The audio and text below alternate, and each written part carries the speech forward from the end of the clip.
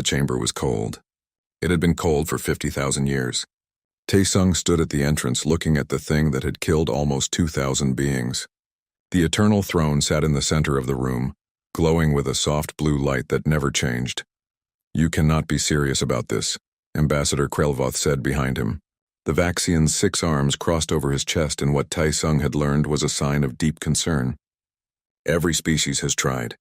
Every species has failed. What makes you think humans are different?" Taesung did not answer right away. He was studying the floor, looking at the marks left by those who had tried before.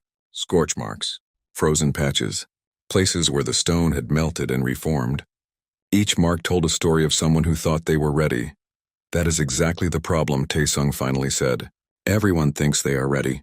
Everyone thinks they are worthy." Hana touched her brother's shoulder. As a human diplomat to the Galactic Council, she had learned to read the moods of dozens of alien species. Right now she could feel the anger building in the chamber. Hundreds of representatives from across the galaxy were watching them. Many did not like humans. Humans were young. Humans were loud. Humans asked too many questions. "Brother, please think carefully," Hana said in Korean, knowing the translator would share her words with everyone. "If you die, it will not just be your death. It will be Earth's reputation, humanity's future in the Council." "I know," Taesung said. He turned to face the assembled aliens. "I have studied every record of every attempt. I have read the journals of those who tried and failed. I have analyzed the energy patterns with our best computers, and I have found something." High Curator Misra floated forward. The luminari was pure energy held in a containment field, glowing yellow and orange like a small star. She had studied the throne longer than humans had existed as a species. "What could you possibly find that I have not seen in 3,000 years? Taesung pulled up a holographic display. Everyone who approached the throne believed they deserved to activate it. The Korthan Empire sent their greatest warrior. The Luminari sent their wisest philosopher. The Vaxians sent their most honored scientist. All of them died within seconds of crossing the barrier. "Yes, we know this," Krelvoth said impatiently. "The throne judges and finds all wanting. This is why many believe it is a weapon, not a tool. Perhaps the precursors built it to kill anyone who found it." "No," Taesung said. He changed the hologram to show brain scans. "Look at these readings. They are from the last 5 attempts. All of these beings had similar brain patterns when they approached. Confidence, certainty, a strong sense of self-worth." "And this is bad?" Misra asked. "For the throne, yes. I think it is testing for something else. Something no one has shown it yet." The chamber erupted in noise. Dozens of species began talking at once, their translators creating a chaos of sound. An elder of the Vorek species, Throskarn, raised his massive clawed hand for silence. He was old even for his kind, and his scales were pale with age. "I have watched 400 beings die trying to reach that cursed object," Throskarn said. His voice was deep and sad. "I believe it is evil. It wants to kill. It enjoys killing. We should destroy it and forget the precursors ever existed." "We cannot destroy it," Krelvoth said. "Every weapon we have used on it has been absorbed or reflected. The throne is indestructible." "Then we should leave it alone," Throskarn said. "Let it sit here for another 50,000 years." "I cannot do that," Taesung said. Everyone turned to look at him. The inscriptions around the chamber tell a story. The precursors did not build this as a trap. They built it as a test. And they left a message. It says, "Only those who see their own shadow may sit in the light." "Poetry," Krelvoth said dismissively. "The precursors loved their riddles. It means nothing." "It means everything," Taesung said. "A shadow is the dark part of yourself, the part you do not want others to see." Everyone who approached the throne was trying to show only their light, their achievements, their worthiness. But the throne wants to see the shadow too. Hana felt a chill run down her spine. She understood what her brother was saying, and it terrified her. "Taesung, no. You cannot mean I am going to approach the throne," Taesung said. "But I am not going to pretend I am worthy. I am going to tell it the truth. I am going to show it my shadow." The chamber exploded in protests. Krelvoth's 6 arms waved in agitation. Misra's light flickered with what might have been anger or fear. Throskarn simply shook his head. "This is madness," Krelvoth said. "The Council cannot allow this. Humans have been part of galactic society for only 600 years. You are children playing with weapons you do not understand. Maybe that is why it has to be a human. Taesung said quietly. Maybe children see things that adults have forgotten. Hana wanted to stop him. She wanted to drag him out of the chamber and back to Earth where he would be safe. But she knew her brother. When Taesung believed something, nothing could change his mind. She had seen it their whole lives. He had failed the entrance exam for the xenoarchaeology program 3 times before finally passing. He had been rejected by a dozen research teams before finding one that would take him. He had faced failure after failure, and each time he had gotten back up. Maybe that was his shadow. Maybe that was what made him different from all the others who had tried. I will need 48 hours to prepare, Taesung said. I need to review my research and get my mind ready. The council will need to vote on this, Krelvoth said. Then vote quickly, Taesung said. Because I am doing this whether you approve or not. Hana closed her eyes. Her brother was going to get himself killed, and there was nothing she could do to stop it. She could only hope that his crazy theory was right. That the throne wanted to see weakness instead of strength.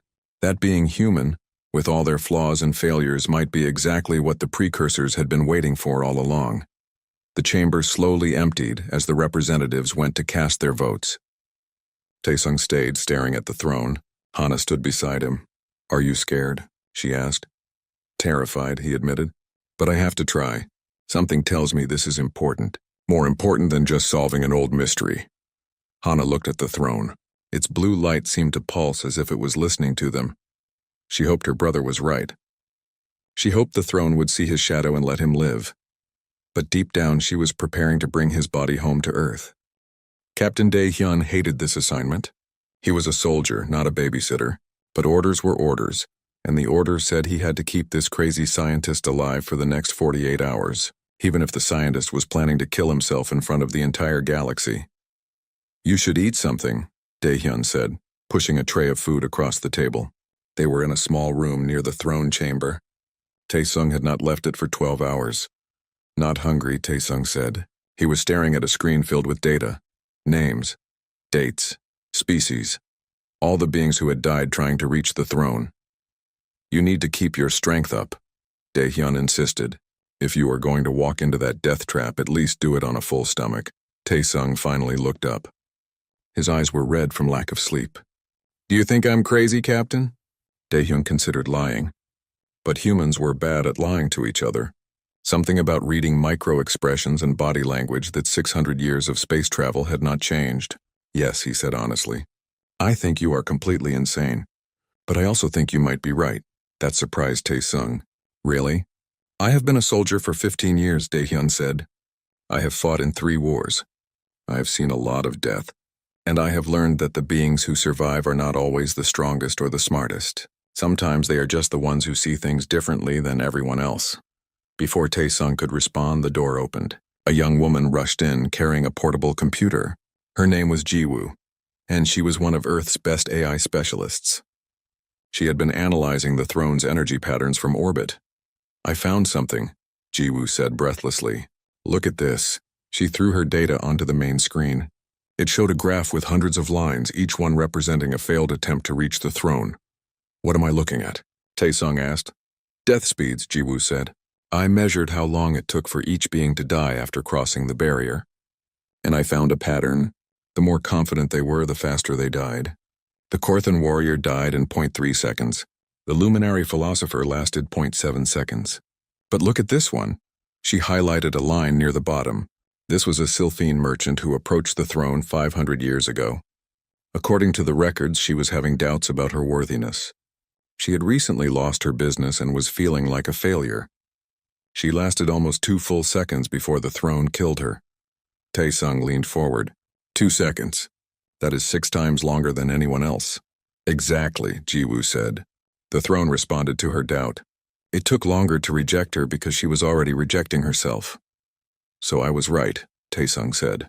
The throne does not want confidence. It wants something else. Humility, Dae-hyun said. Everyone looked at him. The captain shrugged. What? I read philosophy sometimes. Knowing you are flawed is not the same as being weak. It is actually harder than pretending to be perfect. Taesung smiled. It was the first time Dae-hyun had seen him smile since they arrived on Veltaris. Thank you, Captain. You just helped me figure out what I need to do. Great, Dae-hyun said. Does this mean you will eat now? The door opened again. This time it was Hana. She looked exhausted. The council voted. You have permission to make your attempt. But there are conditions. What conditions? Taesung asked. You must wear a tracker so they can monitor your vital signs. You must go alone. And you must broadcast everything live to the entire galaxy. They want to make a show of it, Dae-hyun said angrily. If you die, they want everyone to see that humans are not special. Maybe, Hana said. Or maybe they want to learn from your failure. Either way, those are the terms. I accept, Taesung said immediately. Hana sat down heavily. I tried to get them to change the conditions. I called in every favor I had. But too many species want to see this happen. Some hope you will succeed. Most hope you will fail. What do you hope? Taesung asked his sister. I hope you will change your mind, Hana said. But I know you better than that. They sat in silence for a moment. Then Jiwoo spoke up. I have been thinking about something. The precursors were supposed to be an ancient and wise race, right? They seeded life across the galaxy. They built impossible technology. So why would they make a test that kills everyone who tries it? Maybe they were not as wise as we think, Taesung said. Or maybe they were testing for something very specific. Something that only appears when a species reaches a certain point in their development. Like what? Dae-hyun asked. The ability to question yourself, Taesung said. Young species are arrogant. They have to be, to survive. They fight and compete and prove themselves. But eventually, if they live long enough, they start to wonder if they are doing things right. They start to see their own mistakes. That is when real wisdom begins. So you think humans are ready for this test because we are young enough to still doubt ourselves? Jiwoo asked. I think humans are ready because we have always been good at failing, Taesung said. We fail more than any other species I have studied. We try things that do not work. We make mistakes. We hurt each other and then try to fix it. Failure is part of our culture. Dae-hyun laughed. It was a bitter sound. Great. We are the galaxy's best failures. That is something to be proud of. It is, Taesung said seriously. Because every failure teaches you something. And if you fail enough times, you start to understand that being wrong is not the end of the world. It is just part of learning. Hana looked at her brother with tears in her eyes. When did you get so wise? I am not wise, Taesung said. That is the whole point. Over the next day and a half, Taesung prepared. But he did not prepare the way others had. He did not meditate or pray. He did not practice being worthy. Instead, he made a list. It was a long list of every mistake he had ever made, every failure, every embarrassing moment, every time he had been wrong about something. What are you doing? Tae-hyun asked, reading over his shoulder. Getting ready to meet the throne, Taesung said. I am going to tell it everything I have done wrong. If it wants to see my shadow, I am going to show it the whole thing. That is the saddest preparation ritual I have ever seen, Dae-hyun said.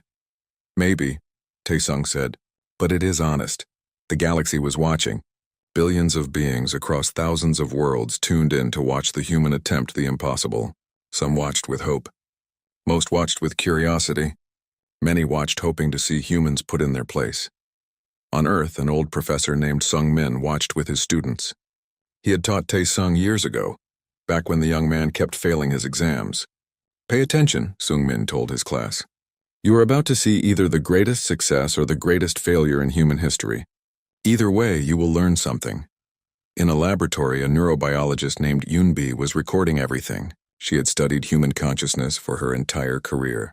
Something about what Taesung was attempting felt important to her work, though she could not explain why. The time came. Taesung stood at the entrance to the throne chamber. He wore a simple jumpsuit with a tracker on his wrist. He carried only a small recorder to document what happened. Hana hugged him one last time. Come back, she whispered. I will try, he said. He stepped into the chamber. The door closed behind him. The throne sat waiting, glowing blue and ancient and deadly. Taesung took a breath. Then he started walking forward, talking to himself about every stupid thing he had ever done. About the time he miscalculated a dig site and destroyed artifacts. About the relationships he had ruined. About the people he had disappointed. The barrier should have killed him within 3 steps. But Taesung kept walking, and the galaxy watched in disbelief as a human did what no one else had ever done. He crossed the barrier, and he lived. The first step across the barrier felt like walking through water. The second step felt like ice on his skin. By the third step, Taesung realized he was still alive, and his heart started pounding so hard he thought it might burst from his chest. The galaxy watched in silence. In the observation chamber, Hana gripped the railing so tight her knuckles turned white. Daehyun stood beside her, his soldier's training keeping him still, but his eyes were wide with shock. This was not possible. Nothing survived crossing that barrier. Taesung kept walking. He kept talking to his recorder, listing his failures. I failed my entrance exams 3 times. I was rejected by 12 research teams. I missed my father's funeral because I was too focused on a dig that turned out to be worthless. I have been wrong about almost everything important in my life. The throne's blue glow began to change. It shifted to purple, then to a color that had no name, a color that hurt to look at. Taesung kept walking. 5 steps, 10 steps, 15. He was closer to the throne than anyone had ever been. I do not deserve this, he said, and his voice cracked. I do not deserve to be here. I am not the smartest human. I'm not the bravest.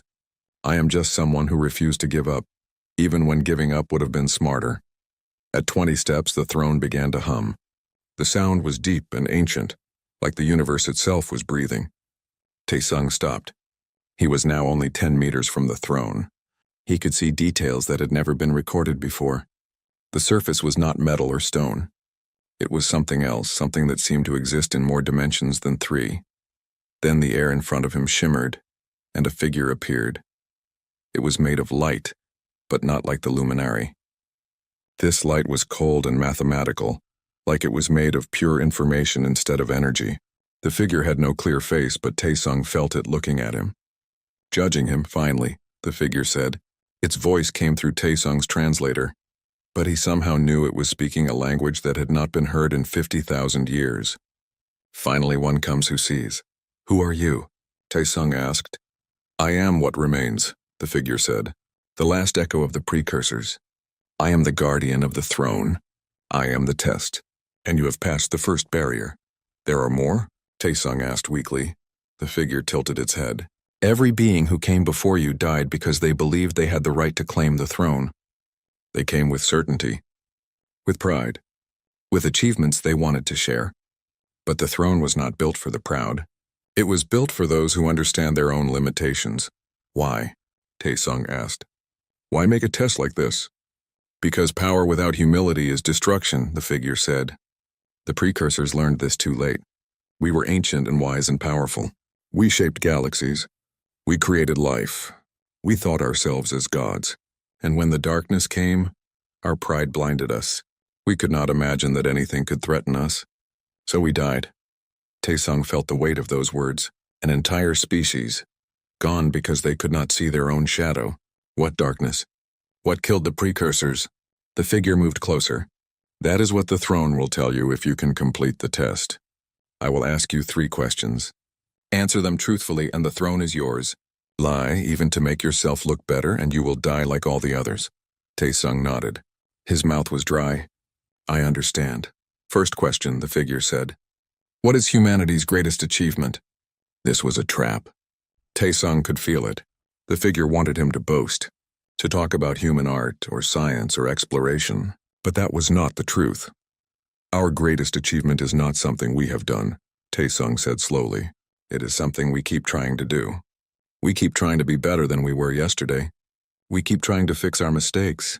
We keep trying to understand each other, even though we often fail. The trying is the achievement, not the success. The figure was silent for a long moment. Then it said, second question. Why should your species be trusted with precursor knowledge? Another trap. If he said humans deserved it, he would die. If he said humans were special, he would die. Taesung thought about Hana, working every day to build bridges between species. He thought about Daehyun, a soldier who read philosophy. He thought about Jiwoo, who had stayed up for days analyzing data just to help him. We should not be trusted, Taesung said. We will probably misuse it. We will make mistakes. We will argue about what to do with it. But we will also share it. We will ask for help.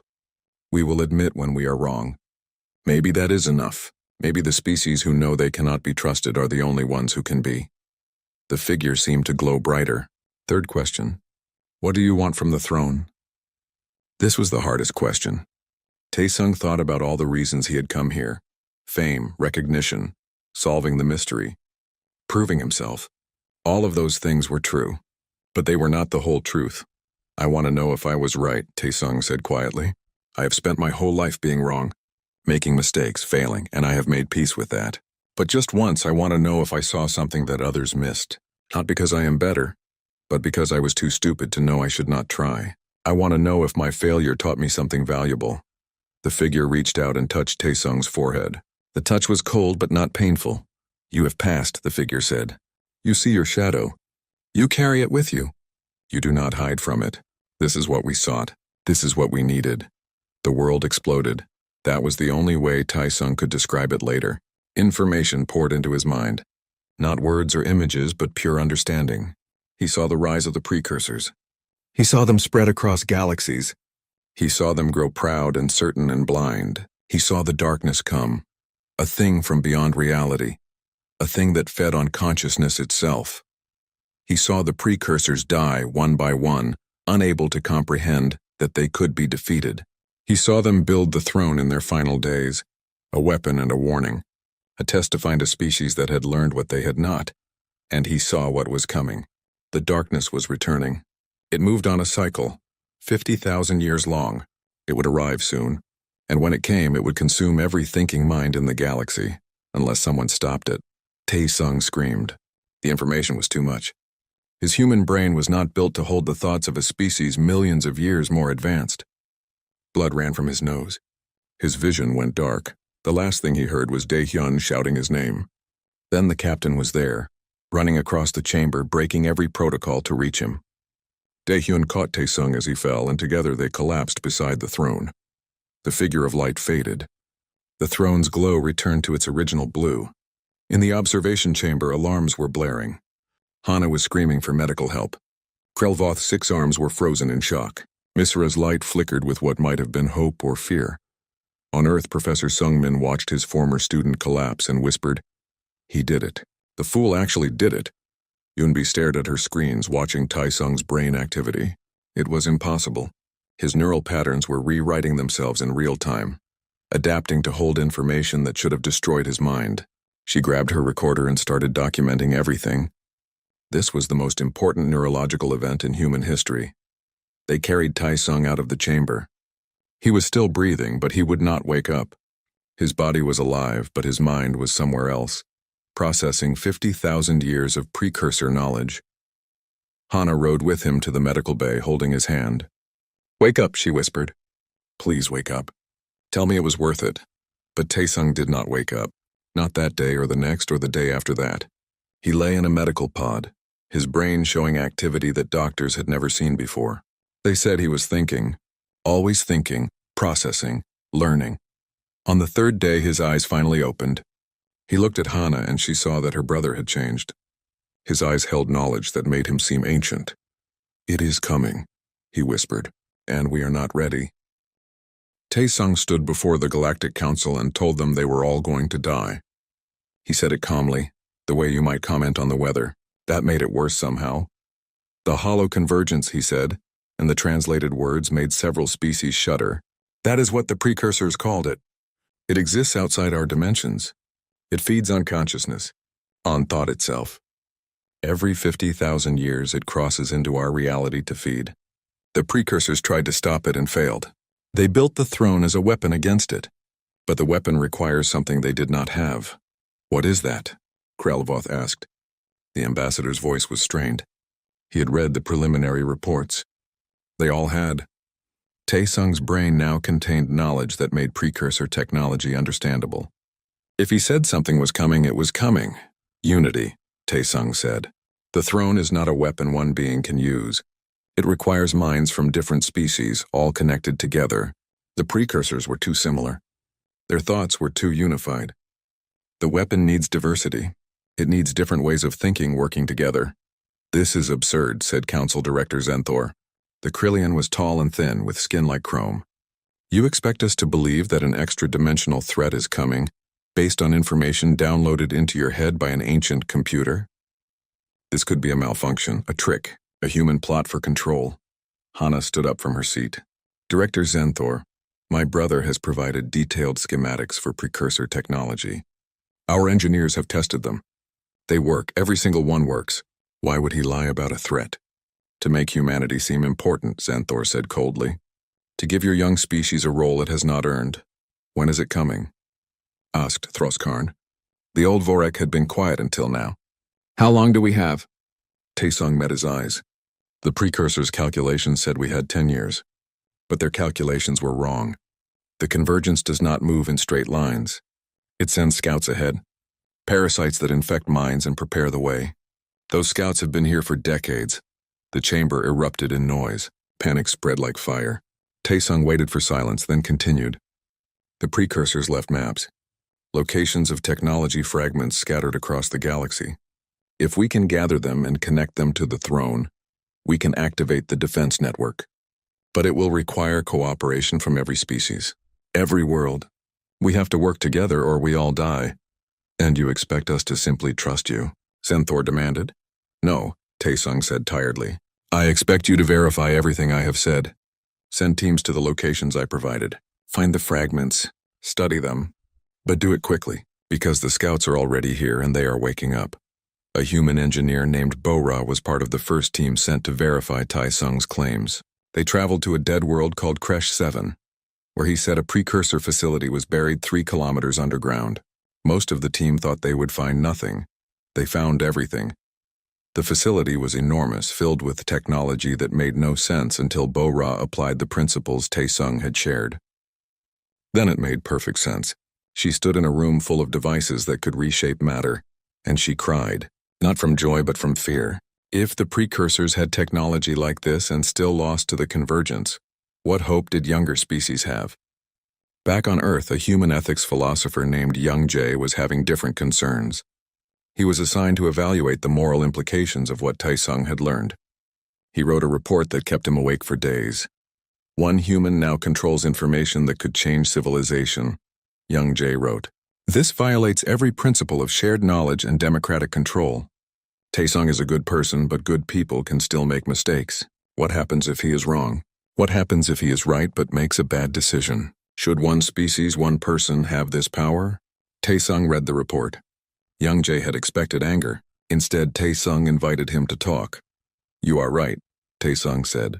They were sitting in a quiet garden on Veltaris. I should not have this power. No one person should. But I do not know how to share it. Every time I try to explain what I know, it comes out wrong. The knowledge is not in words. It is in understanding. I can use it, but I cannot easily teach it.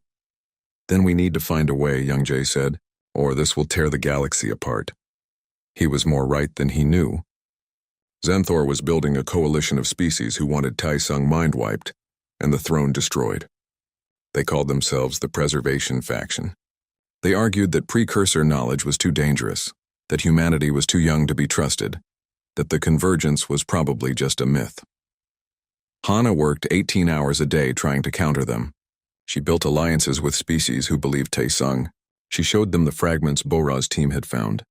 She argued that even if the convergence was not coming, precursor technology could improve life across the galaxy. But fear was spreading. Fear of humans, fear of change, fear of ancient threats. Then Nari, Hana's young aide, found something that changed everything. She was reviewing old council records when she noticed patterns in voting behavior. Certain delegates had been acting strangely for years, making small decisions that made no sense, blocking cooperation initiatives, spreading distrust. It is the scouts, Nari said, showing Hana her research. The convergence parasites.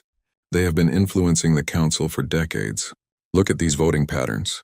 It is like someone has been trying to keep species apart, to prevent exactly the kind of unity we need now. Hana felt cold. How many are infected? I do not know, Nari said. But I think Xanthor might be one of them. They brought the evidence to Taesung. He studied it with his new knowledge and confirmed Nari's suspicions. The convergent scouts were real. They were here, and they were trying to stop the galaxy from uniting. We need to expose them, Hana said.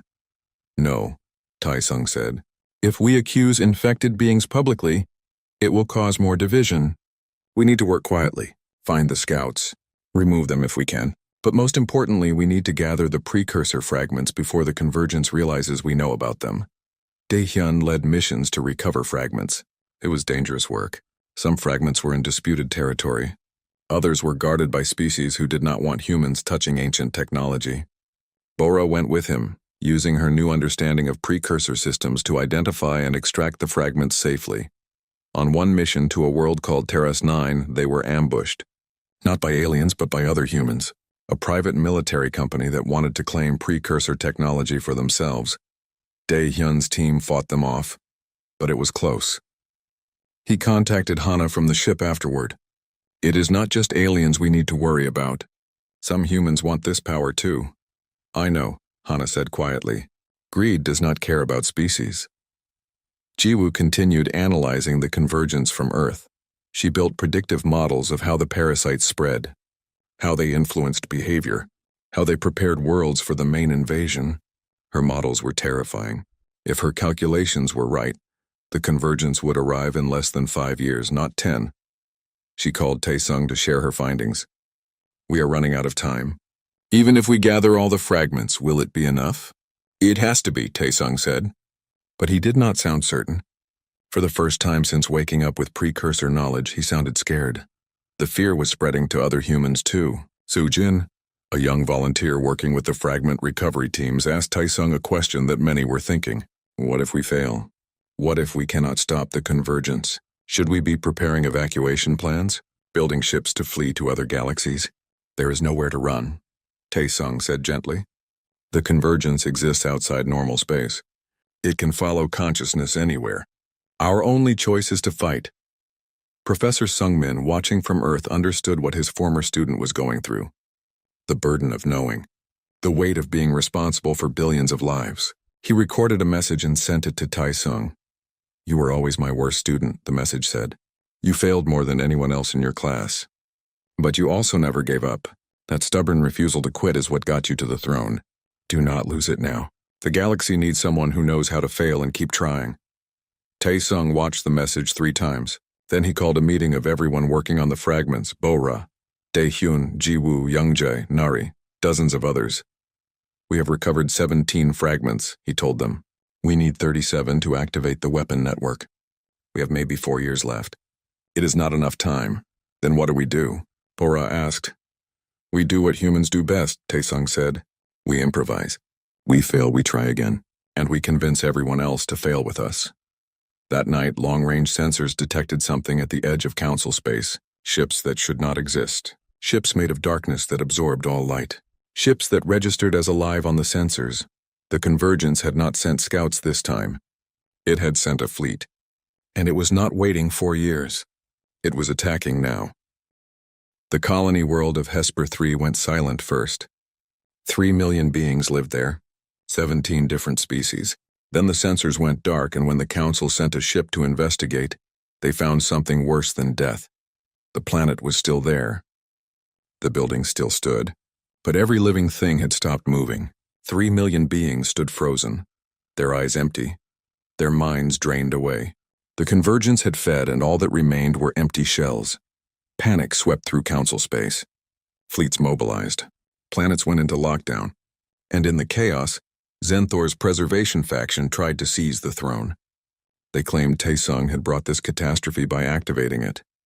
They wanted to destroy both the human and the ancient weapon. They failed because Daehyun's security team stopped them, but barely. The fight left 12 beings dead and exposed the truth Nari had suspected. Zenthor was infected by a convergent scout. When they tried to capture him, his body dissolved into living darkness and escaped. The scouts are waking up, Taesung said at an emergency council session. His voice was hoarse from days without sleep. They have been dormant for decades, but now the main fleet is here. They are activating. We need to implement the Unity protocol immediately. What is this protocol? Krelvoth asked. He looked old now, older than his species' long lifespan should allow. Fear did that. The throne can create a network of linked minds, Taesung explained. Thousands of beings from different species all thinking together. The combined consciousness generates a field that the convergence cannot feed on. It is like poison to them, but the process is dangerous. Linking different kinds of minds is not natural. Many will die trying. Then we are asking beings to volunteer for death, Misra said. The luminary's light was dim with grief. Yes, Taesung said. We are asking for volunteers to link their minds with mine, to channel their consciousness through the throne. Some will survive, some will not. But without enough volunteers, the protocol will not work and everyone dies anyway. The council chamber was silent. Then Throskarn stood. His ancient scales clicked as he moved. I will volunteer. I have lived long enough. If my death can save others, I am ready. I will volunteer too, said Ambassador Kelmaya. She was Sylphine, an insectoid species known for their rigid thinking. She had opposed every human proposal until now. I was wrong about your species. You see things we do not. I want to see them too, even if it costs me everything. One by one beings stood, Vaxians, Luminari, Vorek, Krillians who were not infected, species whose names Taesung barely knew. They stood and volunteered to risk death for a chance to stop the darkness. But there was a problem. Bor explained it in a rushed meeting. We have 17 fragments. We need at least 25 to power the Unity protocol for enough beings. Without more fragments, we can only link a few hundred minds. The models say we need thousands. How long to get more fragments? Daehyun asked. Weeks, maybe months. We do not have weeks, Jiwoo said, pointing at her screens. The convergence fleet is spreading fast. 3 more colonies have gone silent. If we wait for more fragments, there will be no one left to save. Taesung stared at the incomplete weapon network. He could feel the precursor knowledge in his mind, showing him calculations and possibilities. None of them were good. Then he had an idea. A terrible, desperate idea. We use humans as the bridge, he said. Everyone turned to look at him. Human brains are adaptable, Taesung continued. More adaptable than any species the precursors encountered. If we put humans at the connection points between alien minds, we can reduce the power needed for each link. It will hurt. It might destroy our minds, but it could work with the fragments we have. You are asking humans to suffer so aliens can connect safely? Taehyun said slowly. Yes, that is insane. Yes. Daehyun smiled grimly. I am in. What do you need me to do? Word spread to Earth. The government asked for volunteers to join the Unity protocol as bridge nodes. They explained the risks. Brain damage, death, becoming something neither fully human nor fully alien. They expected hundreds to volunteer. 50,000 applications arrived in the first hour. A young woman named Sujin was among the first selected. She had worked on fragment recovery and understood the stakes.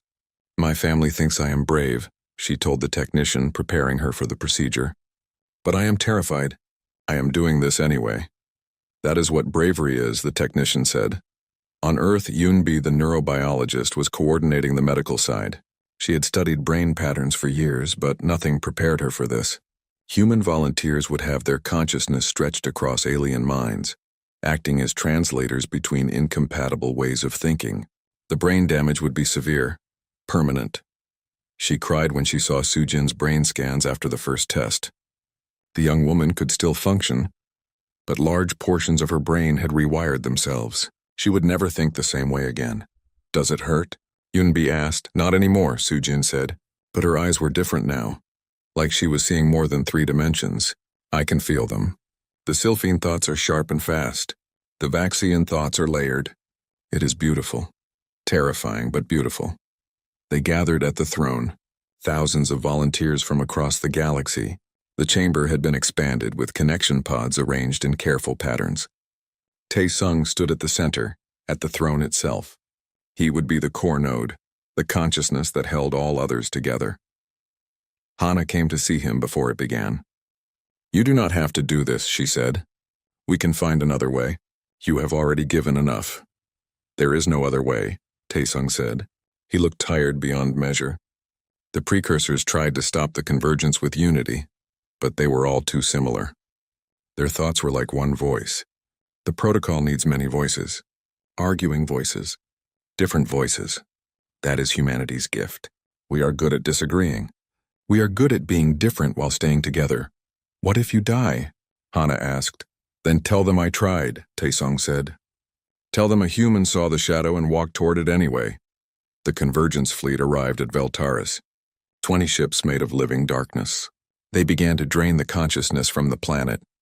Billions of beings felt their thoughts slowing, stopping. Then the throne activated. Taesung felt thousands of minds connect to his. It was agony. Each mind was different, thinking in patterns his human brain was not built to comprehend. But the Human Bridge volunteers helped. Sujin and others like her filtered the alien thoughts, making them compatible, creating harmony from chaos. The Convergence felt it too. For the first time in 50,000 years, it encountered resistance. The unified consciousness of the galaxy species, channeled through the throne, generated a field of energy that burned the darkness. But the Convergence was strong. It pushed back. It tried to break the links between minds. Tae-sung felt beings dying as the strain became too much. He felt Throskarn's ancient consciousness flicker and fade. He felt volunteers screaming as their brains rewired themselves beyond recognition. "Hold," Tae-sung said through the network. His voice reached thousands of minds at once. "Hold together. We are stronger than them because we are different. They are one thing. We are everything." Inside the network, something beautiful was happening. Species that had never understood each other were suddenly sharing thoughts. A Vaxian scientist felt what it was like to be a luminary poet. A human soldier experienced the ancient patience of a Vorek elder. Beings were changed forever by the connection, but they held. The throne's weapon activated fully. A wave of solidified consciousness exploded outward from Veltaris. It hit the Convergence fleet, and reality itself seemed to scream. The darkness recoiled. Ships made of living shadow began to dissolve. A voice came through the network, vast and cold and hungry. The hollow voice of the Convergence itself. "We consumed the precursors. We will consume you. Resistance only delays feeding." Tae-sung answered, and his voice carried the thoughts of thousands. The precursors were too perfect, too unified. They could not generate the chaos you feared. But we are not perfect. We argue, we contradict. We are beautiful in our disagreement. And that is something you will never understand. The wave hit the Convergence fleet again, stronger now. The unified minds of the galaxy created patterns that were unpredictable, chaotic, alive in ways the precursors never managed. The Convergence could not feed on chaos. It could not drain consciousness that refused to be uniform. The ships burned. The darkness screamed. And slowly, impossibly, the Convergence began to retreat. It pulled back from Veltaris, from council space, from the galaxy itself. The dimensional rifts that let it cross into reality sealed shut. In the throne chamber, Tae-sung collapsed. The network dissolved as volunteers disconnected, their minds forever changed but alive.